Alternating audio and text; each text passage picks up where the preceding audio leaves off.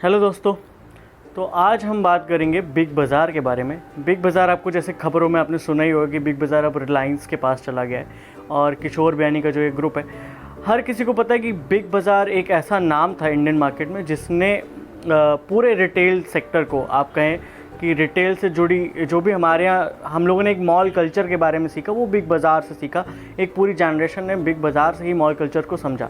तो इस बारे में हम बात करेंगे, लेकिन उससे पहले हमारे इस चैनल को लाइक कर लीजिए, सब्सक्राइब कर लीजिए, ताकि आपको ऐसे और भी रीसेंट टॉपिक्स पे भी कुछ अनोखी जानकारियाँ मिलती रहें। किशोर बियानी ने बिग बाज़ार ग्रुप को जब शुरू किया तो उन्होंने कुछ चीज़ों पे बहुत खास फोकस रखा और उसको कहीं ना कहीं मिडिल क्लास की आदतों के साथ जोड़ा। जैसे अगर आप बिग बाज़ार में कभी गए होंगे तो एक चीज़ आपने नोटिस की होगी कि वहाँ पे सामान बहुत ज़्यादा अलीट तरीके से नहीं लगाया जाता। मतलब उसमें एक लूज़ तरीका रहता है कि आप सामान को छू के देख सकते हैं, परख के देख सकते हैं। उसकी एक ख़ास वजह ये थी कि बिग बाज़ार को उन्होंने इसलिए रखा है ऐसे क्योंकि उन्होंने भारतीय कस्टमर की आदतों को समझा।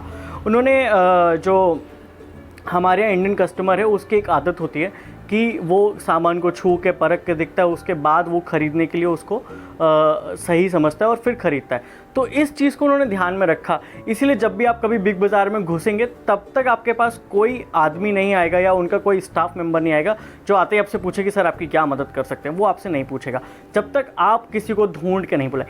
ये एक बहुत बड़ा स्ट्रैटेजी था मार्केटिंग का। इससे एक जो चीज़ हुई वो ये कि जो मिडिल क्लास है उसको लगा कि ये हमारी ही दुकान है, पड़ोस की दुकान है, आप इसको आराम से ख़रीद सकते हैं और यहाँ पे आप सामान खरीद सकते हैं। दूसरी चीज़, बिग बाज़ार ने एक और जो मार्केटिंग स्ट्रैटेजी आप कह सकते हैं, किशोर बियानी जो फ्यूचर ग्रुप के मालिक हैं, उनकी एक बुक भी है इट हैपेंस इंडिया, उसमें उन्होंने लिखा है कि जब ये बात आई कि इंडियन सेल को बहुत पसंद करते हैं तो वो सेल कैसे दिन लगाए। चाहे दिवाली होली पे लोग बाज़ार में शॉपिंग करना पसंद करते हैं, लेकिन मेन दिवाली के दिन कोई शॉपिंग नहीं करेगा।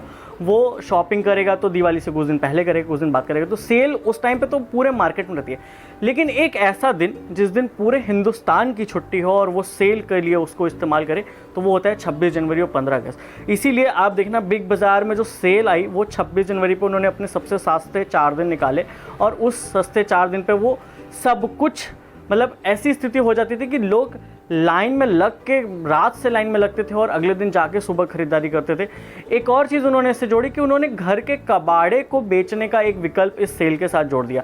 होता ये था कि सबसे सस्ते 4 दिन में वो आपको कहते थे कि आप अपने घर का कुछ भी कबाड़ा लाइए, रस्सी, कमोड, कपड़े, रद्दी, जो भी है आप कबाड़ लेके आइए और उसके बदले में आपको वो एक कूपन देंगे, जिस कूपन को आप फिर खरीद सकते हैं, जिस कूपन से आप कुछ भी बिग बाज़ार में शॉपिंग कर सकते हैं।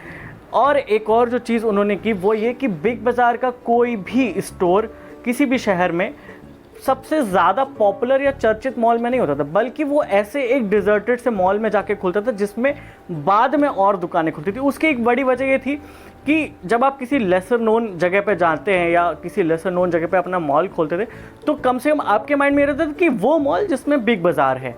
तो उस वजह से वो ऐसे मॉल में बिग बाज़ार खुले, क्योंकि पहले जो बिग बाज़ार खुले वो सारे इसी में खुले, टियर 1 सिटीज़ में, और वो इसी तरह की जगहों पे खुले जहाँ पे और कुछ अवेलेबल नहीं था। बाद में वो फूड बाज़ार, बिग बाज़ार या एफबीबी जो भी खुले वो सब उसमें जुड़ते गए, उस जगह पे फिर और शॉप्स खुल गए। लेकिन उस वजह से हुआ क्या कि लोगों के मन में एक बात बोली कि वो एक ऐसा मॉल जिसमें बिग बाज़ार है।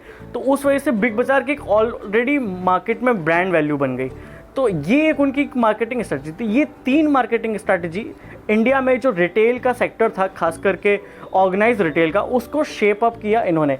फिर उन्होंने KB फेयर प्राइस शॉप भी खोला। जैसे बहुत सारे मोहल्लों में मतलब जो छोटे लोकल मार्केट होते हैं उनमें क्या होता है कि लोग जल्दी मॉल तक नहीं जाते सामान खरीदने, तो उन्होंने KB फेयर प्राइस शॉप खोला जिसमें AC नहीं होता था, बाकी और कोई घर, नॉर्मल घर की दुकानों जैसे दुकानें होती थी मोहल्ले की, और उसमें भी आप वहाँ पे जाके शॉपिंग कर सकते थे। और उसमें क्या होता था कि खर्चा कम, अब आप AC नहीं लगाएंगे, ज़्यादा स्टाफ नहीं होगा तो खर्चा कम हो जाएगा, तो प्राइस आप नीचे कर सकते। तो इस तरह से उन्होंने कई तरह के मार्केटिंग स्ट्रेटजी और ख़ास करके रिटेल सेक्टर को इस्टेब्लिश करने में इंडिया में एक बड़ा काम किया। फिर बात आती है कि वो बिका क्यों अब जाके और वो फ्लॉप क्यों है। तो उसकी एक बहुत बड़ी वजह है कि समय के साथ ना बदलना। जैसे हमारे सबके सामने एग्जांपल है कि नोकिया जैसा ब्रांड जो इंडिया में एक ज़माने में टॉप ब्रांड होता था वो बिक गया, और फिर उसके बाद वो अब HMD ग्लोबल चलाती है, और अभी भी उनके प्रोडक्ट्स बहुत इनोवेटिव नहीं है। वो इसलिए क्योंकि वो मार्केट में काफ़ी पीछे रह गए हैं, स्पेशली फ़ोन के मामले में। बाकी उनका नेटवर्किंग का जो बिज़नेस है वो चलता है।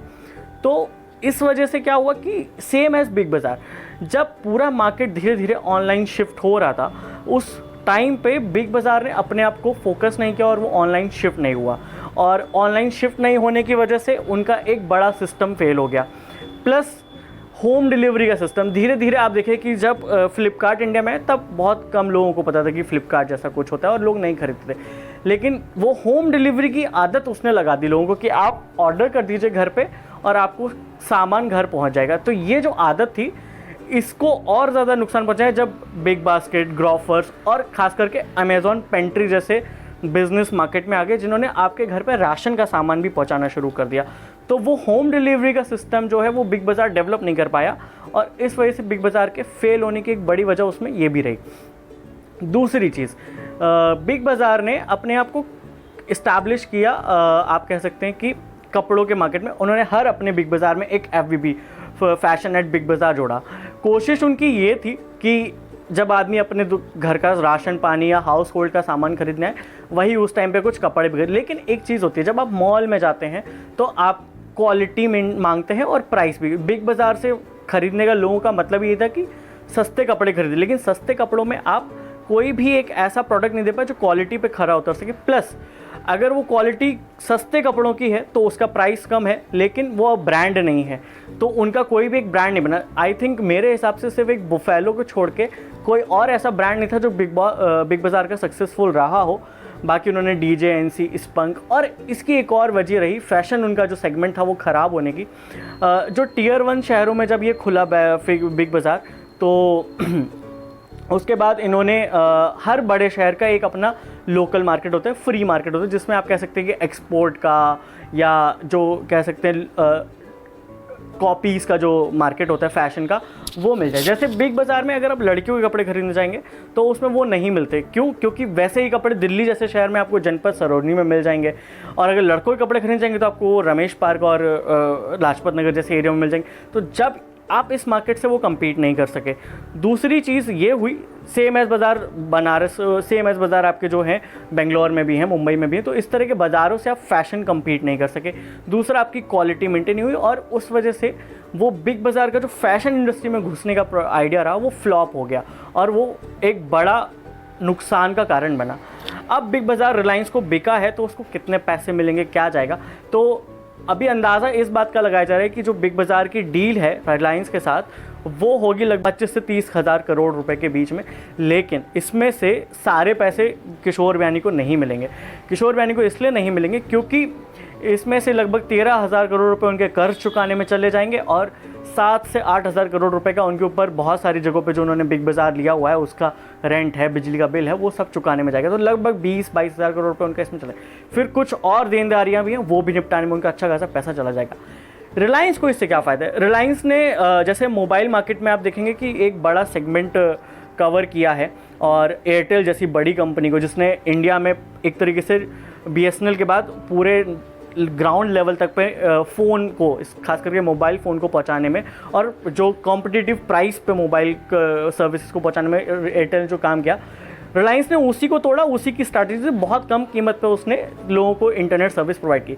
बाद में फिर उसने हैथवे और डेन जैसी जो ग्राउंड लेवल पे, मतलब गली मोहल्लों में इंटरनेट पहुंचाने वाली कंपनी, उनको भी ऑक्यूपाई कर लिया। अब उनका बड़ा दांव जो है वो रिटेल मार्केट पे है, इसीलिए उन्होंने बीच में जियो मार्ट भी शुरू किया, जो ओमनी स्टॉप आप कह सकते हैं कि आप उसको किसी बाहर की दुकान से भी खरीद सकते हैं, ऑनलाइन भी खरीद सकते हैं, ऑफलाइन भी। तो वो ओमनी स्टॉप टाइप का उनका शॉप है। तो अब रिलायंस जब बिग बाज़ार खरीद लेगा तो देखना ये होगा कि इसके बाद सीधे लगभग 1800 बिग बाज़ार हैं पूरे देश भर में, वहाँ पे सीधे रिलायंस की पहुँच हो जाएगी रिटेल मार्केट में। रिलायंस फ्रेश उनका ब्रांड जो था वो बहुत का आप कह सकते हैं फेमस नहीं हो, बट जियो मार्ट ने ठीक ठाक पिकअप किया है। तो अब देखना ये होगा कि रिलायंस इसको अधिग्रहण करने के बाद इसका नाम बिग बाज़ार ही रहने देता है या वो इसको जियो मार्ट में कन्वर्ट करता है। बाकी ऐसी बहुत सारी और जानकारियों के लिए आप हमारे साथ बने रहिए, देखते रहिए हमारा ये चैनल और हमें सब्सक्राइब करना ना भूलें। बाकी आप हमें बताइए कि आपको कमेंट में और किन चीज़ों के बारे में, क्या आप कॉर्पोरेट से जुड़ी और कोई अंदर की बातें या अंदर की हिस्ट्री जानना चाहते हैं, आप कोई मार्केट किसी कंपनी की सक्सेसफुल स्टोरी जानना चाहते हैं, तो भी हमें कमेंट में बताइए कि किसके बारे में आप जानना चाहते हैं। और बिग बाज़ार के साथ आपके कुछ सेल से जुड़े या उसकी शॉपिंग से जुड़े कुछ एक्सपीरियंस हो तो वो भी आप हमारे साथ शेयर कर सकते हैं। नमस्कार।